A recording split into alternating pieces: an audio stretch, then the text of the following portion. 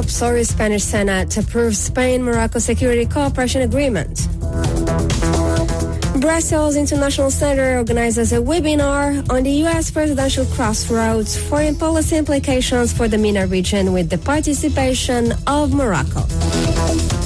And Morocco forecasts heavy snowfall and cold snap starting from tomorrow.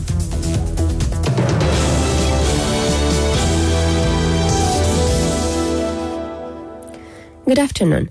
The Spanish Senate has adopted the Convention between Morocco and Spain on cooperation in security issues and the fight against crime.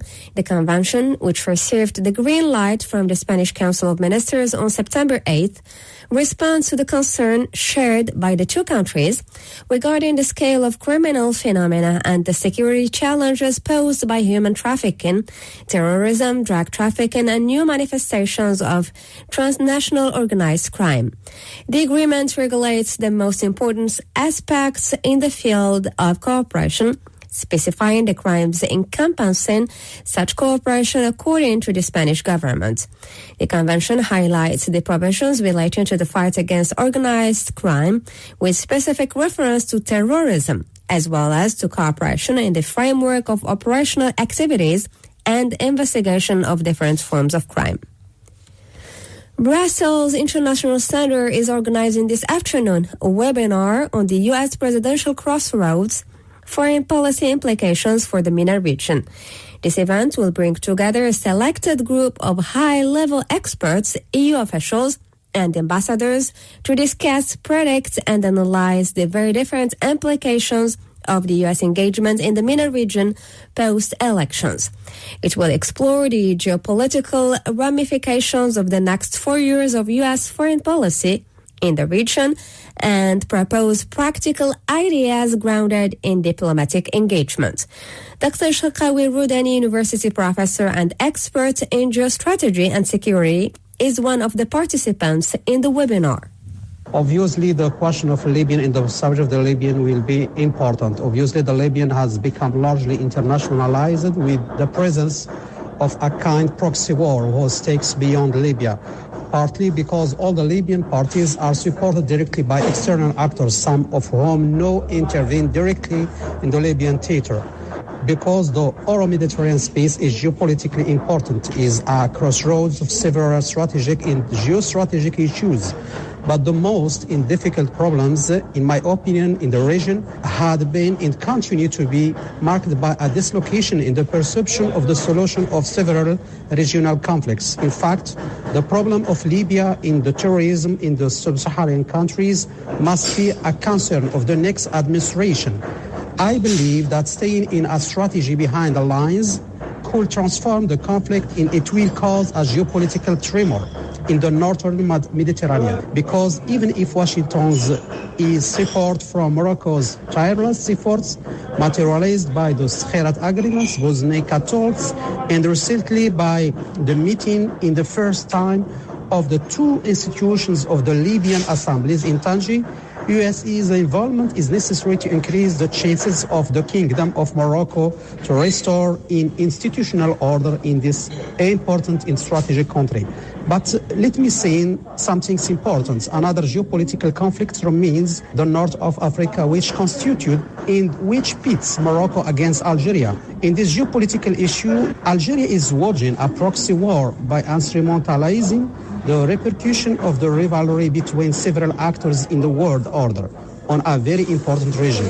Despite the fall of the Berlin Wall, the fact couldn't close the chapter of a Cold War. Blockade of the overland passage Gargaret had been a dangerous war act and an affront to the international community in the ceasefire agreements.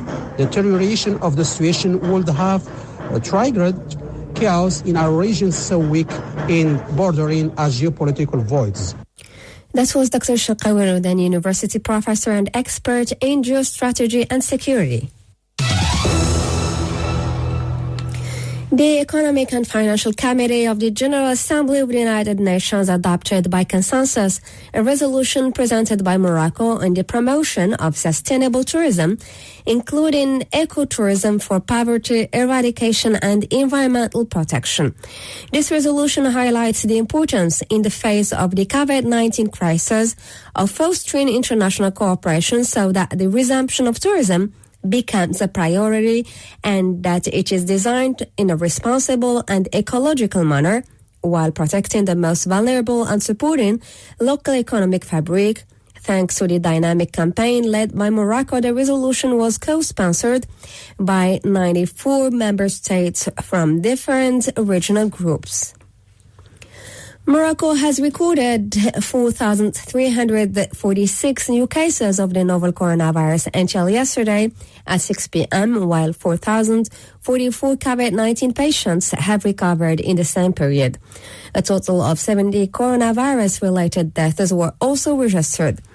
The new COVID-19 cases were recorded in the regions of Casablanca Stad 1,314, Rabat Saleh Kenitra 942, Souss 583, Marrakesh Safi 420, Tangiers Tétouan Al Husseima 401, Laayoun Saqi Al Hamra 178, The Oriental 124, Gilmim Wadnoun 116, Faz Meknaz 84, Beni Mellal Khnifra 76, Dar Azafilal 73, and Dakhla Wad Dahab 35. The number of active cases has reached 43,968, including 331 patients in a critical or severe condition. Morocco has been elected a member of the Executive Board of the United Nations World Food Programme, WFP, following its appointment by the African Regional Group to the Food and Agriculture Organization of the United Nations, FAO.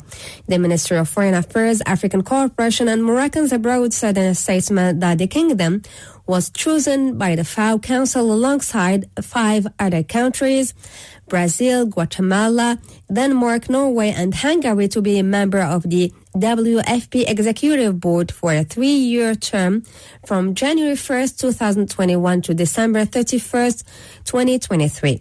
The ministry underlines that the election of the kingdom to one of the most important players in global humanitarian action is a sign of the great international consideration shown towards solidarity initiatives and concrete and high-impact actions carried out under the enlightened leadership of His Majesty King Mohammed VI in favor of disaster-stricken populations throughout the world, victims of conflicts and health crises and natural disasters.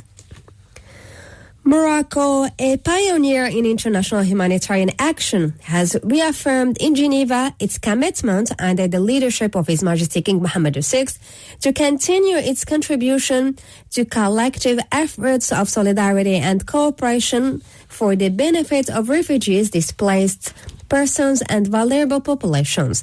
Speaking within the framework of the UNHCR Pledging Conference, Morocco's permanent representative to the United Nations office in Geneva, Ambassador Omar Zneber, highlighted the large-scale actions deployed by the kingdom for the benefit of many broadly African countries and Lebanon through humanitarian aid, airlifts, and deployment of field hospitals.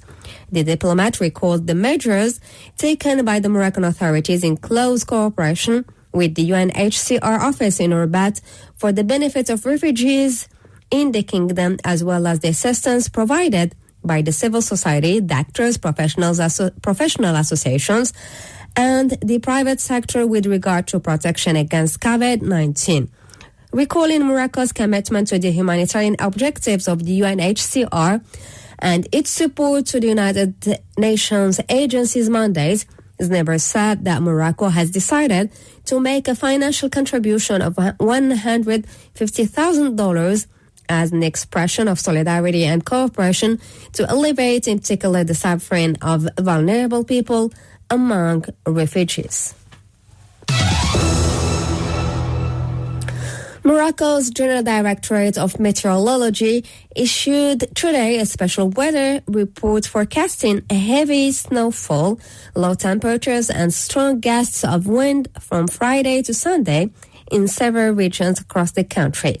The weather report forecasts snowfall from Friday to Saturday in the provinces of Al-Hawz, Al-Husayma, Azilal, Bni Millal, Bulman, Shishawa, Al-Hajab, Figi, Gersif, Ifran, Jradakh, Nefra, Midelt, Ouarzazate, Sfrou, Oujda, Tawrir, Taza, and Tinghir.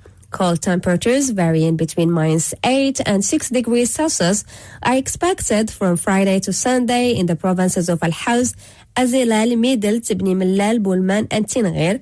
Temperatures will vary between -2 and 8 degrees Celsius in the provinces of Al-Husayma, Shishawa, Al-Hajab, Figi, Gersif, Ifran, Jradakh, Nefra, Ouarzazate, Sfrou, Tawrit, and Taza.